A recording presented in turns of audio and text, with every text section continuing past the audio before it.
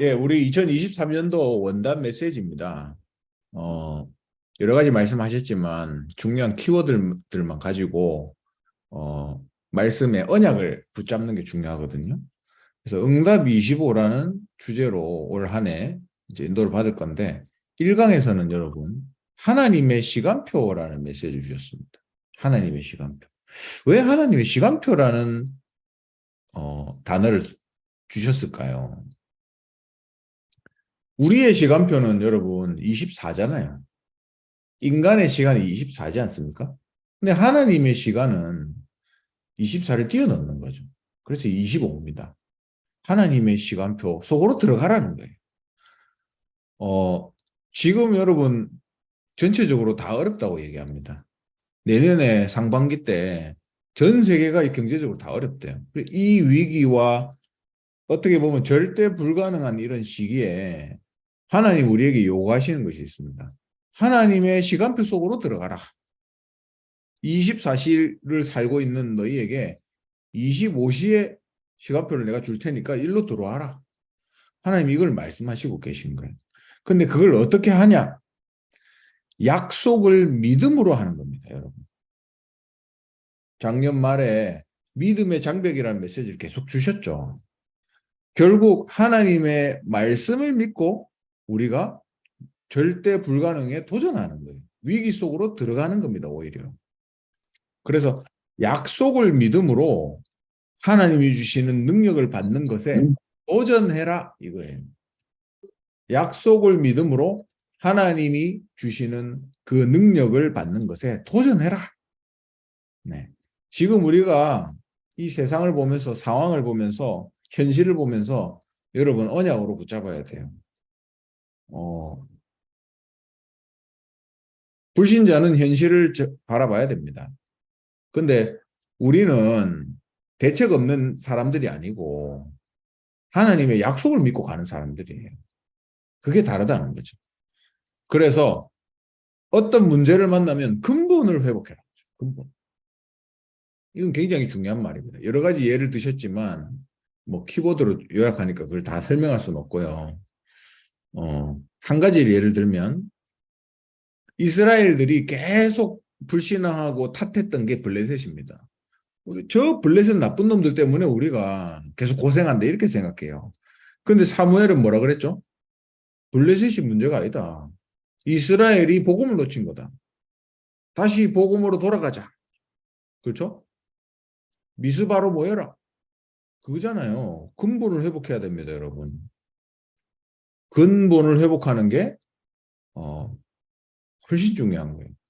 그래서 이 부분을 놓고 영적인 준비를 해라. 이렇게 말씀을 주셨습니다. 그래서 하나님의 시간표라는 그 언약 속에서 뭘 하라고 했냐면 과거를 최고 발판으로 만들어라 그랬어요. 그리고 오늘 최고 누리는 것을 도전해라. 그리고 미래를 두고 최고의 그림을 그리라 했습니다. 그러면서 주신 단어가 이거예요. 네 과거를 최고 발판을 만들기로 이제 결단해라. 그래서 올해 숫자를 가지고 결단 25다 했습니다. 그리고 오늘을 최고로 누리는 기도 25로 들어가라. 기도 속에서 오늘을 누리는 거예요. 그리고 미래를 최고의 그림으로 그리는데 그게 어떻게 하다 그랬죠? 행복하다 그랬죠. 그 성령의 기름 부음을 받았을 때 요엘서의 그 세 가지 내용을 가지고 얘기했잖아요. 이 그림을 그리는데 너무 행복하고 감사한 거예요. 이걸 여러분 회복해라 말씀 주셨습니다. 그래서 결론에 나의 업, 또 우리 교회 어떻게 할 것인가? 라고 했을 때 복음을 위한 그죠? 단 게 아니고 복음을 위한 오직 유일성 재창조를 찾아내라. 이 말을 믿으면 된다 했습니다. 복음을 위한 오직 유일성 재창조를 찾아내라. 하나님이 하실 거니까 그 말을 믿으면 된다. 이렇게 말씀입니다. 그게 나의 업과 교회를 어떻게 할 것이냐에 대한 답이 됐습니다. 두 번째, 2강입니다. 25 감람산이었는데 사도행전 27장 10절에서 25절입니다. 1강은 하나님의 시간표였죠. 근데 2강은 뭐죠? 하나님의 것입니다. 하나님의 것이 뭐죠? 하나님 나라의 일을 말하는 거예요. 하나님의 것은 하나님 나라의 일입니다. 그래서 나오는 단어가 무한 세계의 힘이에요. 25 하나님 나라의 무한 세계 그 힘을 받아라 했습니다. 여기 도전해라 했어요. 그래서 이거는 뭐 특별한 사람이 받는 게 아니라 누구나 할 수 있고 하나님의 자녀라면 쉽게 할 수 있는 것이다. 문제는 안 믿으니까 안 되는 거다. 계속 이 믿음에 대한 것들을 말씀하고 계시죠.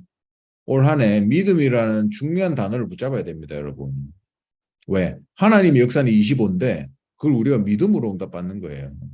그래서 믿음은 내가 이해되는 선에서 하는 게 아닙니다. 또 뭔가 허황된 게 그 믿음이 아니에요. 믿음을 통해서 무한 능력 시스템을 갖춰라. 무한 능력 시스템을 갖추는 게 이 믿음을 통해서 가능한 것이다. 말씀하셨습니다. 그래서 본론에 초월적 믿음이라고 그러는데 이거는 과학이 아니고 초과학이다. 믿고 기도만 하면 된다. 했죠. 그래서 이 믿음이 너무 중요한 거예요. 세상에서는 우주의 능력을 얘기합니다. 우주의 능력을 받아라. 얘기합니다. 그러나 하나님이 우리에게 주신 메시지죠. 보좌의 능력을 받고 누려라. 이게 바로 보좌 플랫폼이다라고 말씀하셨고요. 두 번째, 기도 393을 누려라. 이걸 통해서 뭘 알게 되냐면 우리가 눈에 안 보이지만 영적인 존재에 대해서 알게 된다. 하늘의 천군과 천사들이 움직이는 거죠. 393의 보좌의 축복을 누리는 기도 속에서 이 영적 존재들이 움직이는 것을 우리가 알 수 있고 이걸 통해서 흑암이 무너지는 것. 요걸 해라. 흑암이 무너지는 것. 그래서 흑암을 무너뜨리는 게 빛이잖아요. 그래서 보좌의 파수망이라고 하는 거예요. 파수대에서 우리가 빛을 비춰서 영적 존재를 통해 흑암이 무너지게 하는 이 일을 응답받아라. 그리고 세 번째는 내 업이 이제 세계화되는 거예요. 그래서 보좌의 안테나입니다. 세계화. 그리고 치유화. 세상을 치유하는 거지. 내 업이 세상을 치유하는 데 쓰임받는 거예요. 그리고 내 업이 서밋화. 렘넌트를 키우는 데 쓰임받는 겁니다. 초월적 믿음을 통해서 이 보좌의 플랫폼, 보좌의 파수망, 보좌의 안테나의 응답을 누려라. 그래서 마지막으로 날마다라는 단어를 주셨어요. 날마다. 이 렘넌트들이 세 가지 뜰이 있는 성전에서 자기 인생을 찾게 해라 했습니다. 그래서 금토일 시대를 계속 얘기하죠. 자기 인생을 찾게 만들어. 그리고 그런 렘넌트가 가면 미션홈 건물 만드는 필요 없다 했습니다. RUTC 만들 필요 없다. 지교회 만들라 하지 마라. 그거 된 렘넌트가 미션홈이고 그 렘넌트가 RUTC고 그 렘넌트가 지교회다. 이렇게 말씀하셨어요. 그래서 마지막으로 이 시대가 풍랑 시대다. 그렇잖아요. 아까 전에 1강의 서론도 비슷한 얘기입니다. 위기의 시대고 절대 불가능밖에 안 보이는 시기예요. 이 풍랑 시대는 문제가 뭐냐? 사람들이 말씀을 무시하는 거예요. 바울이 배 타기 전에 얘기했을 때 바울의 말을 무시했잖아요. 하나님의 말을 무시했잖아요. 그래서 그 말씀을 무시하는 이런 풍랑의 시대에 무한한 힘, 무한 세계의 힘으로 도전해라. 이게 두 번째 2강의 메시지입니다.